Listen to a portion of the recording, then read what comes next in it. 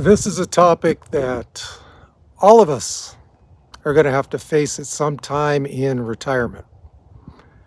It's inevitable, right? It could be a spouse, it could be a family member, it could be a good friend, it could be a child.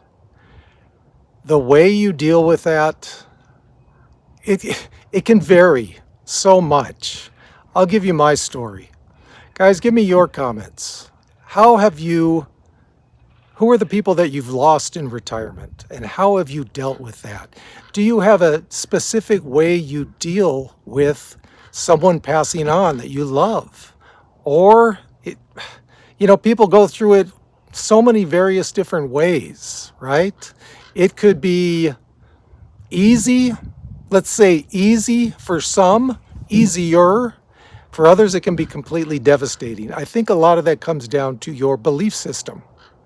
So here's my story. I've been retired for almost 4 years now, and my mother passed away shortly before I retired. She was 91. Great health up until she was 87. Absolutely great health. All she ever did was take a multivitamin. That was it. No prescription medications, anything, until she was 87. And then unfortunately at 87, she had a stroke. That stroke led to dementia pretty quickly after that. It got progressively worse and worse. Initially, after the stroke, she could take care of herself okay. I took some time off work. Luckily, I was with a great job. They gave me 9 months. Hey, you go up there and take whatever time you need. They gave me 9 months. Eventually, we had to get someone to come in and take care of her. She couldn't take care of herself anymore.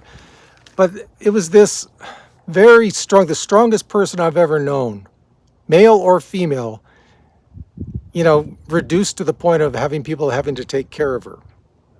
In a way, dementia was kind of a blessing because she couldn't actually realize what was going on. If she would have been in her right mind, she would have been going crazy, having to be bedridden. But thank God she wasn't. So this lasted until, again, like I said, just before I retired. And then she passed away. She passed away peacefully in her sleep. But it gets to the point where you're in retirement. You've got all the time in the world to just think, right? So the first part of my retirement a lot of it was spent thinking about my mom. Now, depending on your belief system, a lot of that depends on how hard it might be to let go of someone, or maybe relatively easier to let go of someone, depending on your belief system. I believe there's a heaven for all of us. I believe that my mother is sitting up there in heaven right now in the best state that she was ever in. Let's say mid to late 30s. This is a woman who would, as I've said in a video before, I was in Little League. My dad was pitching balls to me, batting practice. My mom wanted to get up there and take a shot at it. First pitch he threw her, she hit a home run. I think she was 42 at the time. My dad was sitting there. He knew she was a great athlete, but his jaw dropped. I started just going crazy in the outfield. Mom! Yeah, so I think when I see her again, she's going to be in that state. That is the state she will be in, her best self, where she was just running and jumping and throwing the frisbee with me every weekend and, running faster than I could when I was 13, 14 probably? Yeah, she was that kind of mom. So my belief system has allowed me it's been not as difficult as for some other people. I have a lot of friends that I know that, when their family member has passed on, it's tough. It's very, very, very, very hard for them to let go. Wanting to be there with them, wanting to, brush their hair. If they were, a girl and her mother, wanting to brush her hair, wanting to just talk to your father. I get it. Yeah, I have those urges too, But at the same time, whenever I think about stuff like that, I think about she is not suffering anymore. Again, it's been a little over 4 years now, almost 5. But in the very last parts of her life, she was suffering. I mean, that's why, when it's my time to go, it's like, God, just take me quick, please. Whatever it's going to be, just take me quick so that I don't have to go what I saw her go through. But again, she was a person of deep faith, deep faith. And I think because of that, it allowed her to go through her end stages, I wouldn't say in peace, but relatively unruffled. I remember talking to her caregivers, and they were saying, your mom, when she was at hospice, she was there for about 3-4 months. They said, your mother has been the most pleasant patient they could remember. Always responding to them when she could respond, sometimes she couldn't, with a smile. Always being very cordial to them. Yes, she was going through pain at the end. At the very end, they had her on morphine. Okay? Of course, you're going to allow that. You don't want them to suffer. But I believe that her faith is what allowed her. God gave her peace in her end days. Let's put it that way. For all the years of faith that she had put toward him, I believe that's what gave her peace. Not consciously, but it was given to her. That has allowed me, number one, that she's no longer suffering anymore. She is going to be in the best state, the most healthy, alert state of her life now. And I know that I will join her there someday. Okay, my dad is still, he's 88, he's still going strong. Same thing with my dad when he passes on. I know that I will be able to join him someday, and we'll all be in our best state that we could ever be in.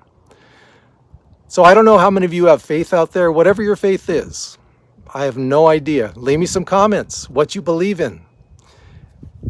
Does that allow you to get through your grief, to get through your death of loved ones any easier? I know it does for me. I know, number one, she's not suffering anymore. Number two, I will eventually be there with her at some time in the future. At times, yes, it's hard because I look at some of those last days. I remember when I first realized that she really had dementia. They said she has dementia. I didn't believe them until this happened. I was taking care of her before she had to have assisted living. And I remember one time she said, have I ever told you about my ex-husband? And I was thinking, She goes, yeah, his name was Emilio. And it hit me. She's talking about my dad. She didn't even realize at the time I was her son. I had to go in the bathroom and just bawl my eyes out. That was the first time it really hit home. Thank God she is not in that state anymore.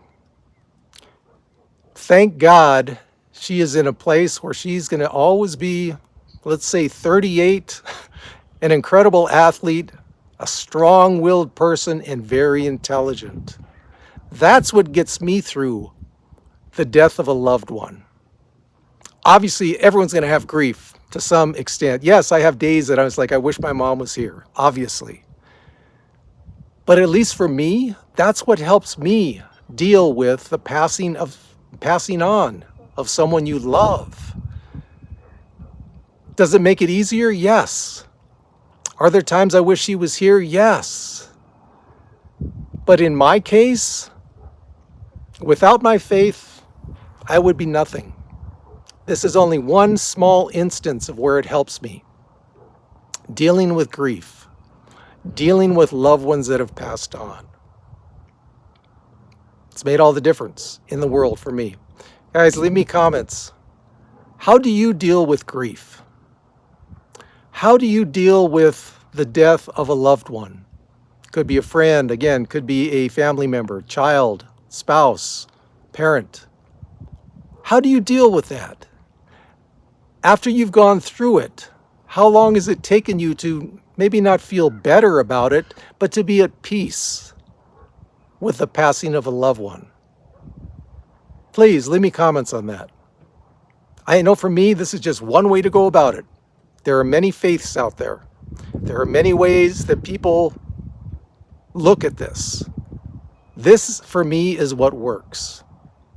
Please leave me comments. Let me know what works for you.